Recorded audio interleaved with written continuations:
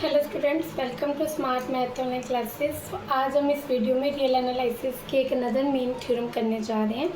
तो सबसे पहले थ्योरम की स्टेटमेंट देखते हैं। स्टेटमेंट क्या कहती है? A subset of a metric space is open if only if it is a union of open sphere. क्या कहती है कि a subset of a metric space का कोई भी सबसेट, मेट्रिक स्पेस का कोई भी सबसेट ओपन होगा, ओपन है तो उसकी यूनियन भी, उसको किस फॉर्म में लिखा जा सकता है? Union of open sphere. उस सबसेट को किस में लिखा जा सकता है? Union of open sphere.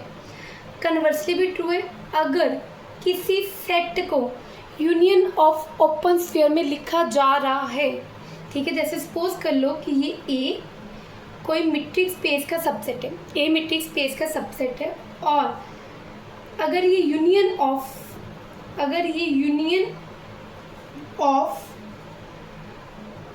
Open sphere में लिखा जा रहा है, अगर यूनियन ऑफ ओपन स्फीयर में लिखा जा रहा है तो ये ओपन होगा। तो कन्वर्सली भी ट्रू है, अगर ये ए ओपन है तो इसको यूनियन ऑफ ओपन स्फीयर में भी लिख सकते हैं। अगर कोई set union of open sphere में लिखा जा रहा है तो वो सेट क्या होगा? Open set. तो स्टूडेंट चलो अब इसका प्रूफ देखते हैं। प्रूफ क्या कहते हैं? Let A is a subset of metric space X T. सबसे पहले मेट्रिक स्पेस एक्स टी का मैंने ए क्या ले लिया? सबसेट। अब सबसे पहले मैं प्रूफ करूंगी कि A is a open set. सबसे पहले मैं क्या प्रूफ करूंगी? A is a open set. और firstly let A is a open set. सबसे पहले मैं लेके चलूंगी कि ए ओपन सेट है, ये जो सबसेट है ये क्या? Open set. अब मैं टू प्रूफ क्या करूंगी? A is the union of the open sphere, और ए को मैं ओपन स्फीयर की यूनियन में लिख सकती हूँ। ठीक है स्टूडेंट, कहते हैं टू केसेस अराइज होंगे। कौन से? Either A is 5 is not 5, means यहाँ तो ए एम्प्टी होगा, खाली सेट होगा, यहाँ तो ए खाली सेट नहीं होगा। तो केस 1 डिस्कस करते हैं। If A is equal to 5, अगर ए 5 है तो then A is a union of an empty collection of open sphere. ठीक है, तो ए को union of an empty collection of open sphere में लिख सकते हैं। Case 2, if A is not 5, कि अगर ए एम्प्टी सेट नहीं है, तो since A is a open set, क्योंकि ए की हमारे पास ओपन सेट, तो ओपन सेट की डेफिनेशन लगाएंगे। For every x belongs to A, हर ए को बिलोंग करने वाले पॉइंट से रिलेटेड एक ओपन स्फीयर निकलेगा जिसका सेंटर वो पॉइंट होगा और आर एक्स रेडियस होगा, such that S x are x contain in A. ये मैंने ओपन सेट की डेफिनेशन लगाई।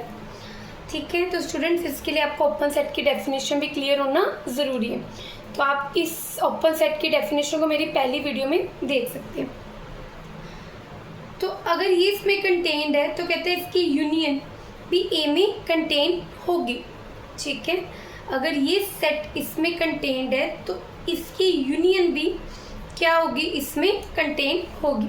तो इसको मार्क कर लिया फर्स्ट। मैंने प्रूफ क्या करना है? अब ये तो इसमें कंटेन्ड हो गया, मैंने इस यूनियन को ए के अज इक्वल लाना है, तो मतलब अब मेरे को ए को भी इसका सबसेट बताना पड़ेगा। तो सिंपल मैं एक पॉइंट ए में से उठाऊंगी और उस पॉइंट को मैं इस सेट में ले आऊँगी। ठीक है, तो x बिलोंग्स टू ए, दियर अगर a इसमें बिलोंग करता है तो कहते हैं x बिलोंग करेगा एस एक्स आर एक्स, क्योंकि ये ओपन स्फीयर सेंटर x है। तो मतलब इस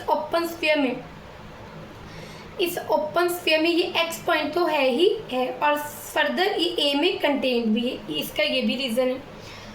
ठीक है, अगर ये इसमें बिलोंग है तो यूनियन में भी आ जाएगा। हमें पता है कि जैसे सपोज a और b, ए एंड बी दो सेट, x पॉइंट सपोज कर लो a में है, x पॉइंट b में नहीं है, but x point a union b में आएगा, दोनों की यूनियन में आएगा। तो इसका मतलब एक सेट में आ गया तो बाकी अगर बाकी सेट के साथ यूनियन लूँ तो वो यूनियन में तो आ ही जाएगा। तो एक पॉइंट इसमें लेके चली थी, इसमें आ गया, ऐसे सारे पॉइंट लेके चलो और इसमें प्रूफ कर दूंगी। तो ये दोनों ए क्या हो गया? इसका subset from first and second. ये open union of open sphere A का सबसेट था, और ए इस यूनियन ऑफ ओपन स्फीयर्स की यूनियन का सबसेट था। तो from first and second A is equal to union of x belongs to A S x are x. मतलब A में एक ओपन सेट लेके चली थी बच्चों, ए में एक ओपन सेट लेके चली थी और प्रूफ क्या करना था कि मैं इसको यूनियन ऑफ ओपन वे में लिख सकती हूँ, जो कि मैंने लिख दिया। तो अब इसका कन्वर्स देखते हैं, ठीक है ना। Hence we proved A is a union of open sphere. अब कन्वर्सली अब मैं लेट करूंगी कि ए कोई सेट है जिसको यूनियन ऑफ ओपन स्फीयर में लिख सकते हैं। That mean A is equal to union x belongs to A S x are x. मतलब ए को ओपन स्फीयर की यूनियन में लिखा। अब प्रूफ क्या करना है इस ए को ओपन सेट। अब अगेन टू केस अराइज होंगे, आइदर या तो ये यूनियन 5 होगी या तो यूनियन 5 नहीं होगी। अगर तो if union x belongs to S x are X 5 है तो विच इम्प्लाइज ए 5 हो जाएगा, क्योंकि ये किसके इक्वल था, ए के, ये ए के इक्वल था। तो ए इज इक्वल टू क्या आ गया बच्चों 5, और हमें पता है 5 means empty set. Empty set always क्या होता है open, A is open set, क्योंकि ए 5 और 5 मीन्स नॉन एम्प्टी सेट, वो ऑलवेज क्या होता है ओपन। अब case 2, union x belongs to A S x are X not equal to 5। ये 5 नहीं है तो कहते हैं देयर एग्जिस्ट करेगा एटलीस्ट 1 पॉइंट, कम से कम 1 पॉइंट करेगा, ज़्यादा से ज़्यादा जितने मर्जी कर सकते हैं। X belongs to union x belongs to A S x are x. अगर ये इसको यूनियन को बिलोंग करता है ये ए को करेगा, क्योंकि ये यूनियन किसके इक्वल है, ए के इक्वल है। अब S A is a union of open sphere, A में क्या है, A union of open sphere लिख सकते हैं। तो कम से कम एक ओपन स्फीयर, अगर इसमें ये पॉइंट है, अगर एक्स ए में है, ठीक है, ये देखो स्टूडेंट एक्स किस में है, एक्स ए में है और ए क्या है, यूनियन ऑफ ओपन स्फीयर। तो कम से कम एक ओपन स्फीयर आएगा ए में से कम से कम एक ओपन स्फीयर निकल के आएगा, ए में से एक ओपन स्फीयर निकल के आएगा जिसको ये एक्स बिलोंग करता होगा। तो वो ओपन स्फीयर मान लिया, देयर एग्जिस्ट करेगा एक open sphere s y r, जो किस में से निकला है, ए में से निकला है, सच डैट अब वो पॉइंट इसमें होगा। मे बी वो ए यूनियन ओपन स्फीयर सभी में हो सकता है, कम से कम एक ओपन स्फीयर आएगा जिसमें ये एक्स पॉइंट होगा। अब S y r is an open sphere और हमें पता है हर open sphere is an open set. कहते हैं इस रिजल्ट के according S y r is an open set, क्योंकि एवरी ओपन स्फीयर क्या होता है बच्चों, ओपन सेट। तो now S y r is an open set. Open set की फिर डेफिनेशन लगाएंगे, for every x belongs to S y r there exist करेगा एक open sphere s x r dash such that वो s x r dash किस में contained होगा, इसमें by definition of open set. तो आपको ओपन सेट की डेफिनेशन क्लियर होना बहुत ज़रूरी है। ओपन सेट ये कहता था कि उसके हर एक पॉइंट के लिए एक ओपन स्फीयर निकलेगा जो उसका सेंटर होगा और रेडियस पर्टिकुलर को रेडियस होगा, और वो ओपन स्फीयर उसी सेट में कंटेन कर जाएगा। अब एस एक्स आर डैश किस में कंटेन्ड है, एस वाई आर, और ये किस में से निकला है, इस यूनियन में से निकला है ना बच्चों, ठीक है ना। ये S x are x x belongs to A की यूनियन में से निकला है, तो ये यूनियन किस में, ए में। तो इसका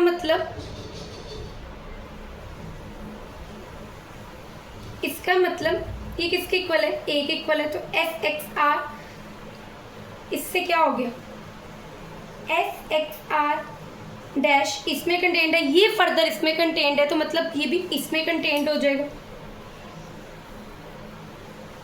ये इसमें कंटेन्ड हो जाएगा union x belongs to A S x are x, ठीक है ना। ये इसमें कंटेन्ड है तो ये इसके में कंटेन्ड हो गया, और ये चीज़ आगे किसके इक्वल है, ए के, ये इसमें हो गया।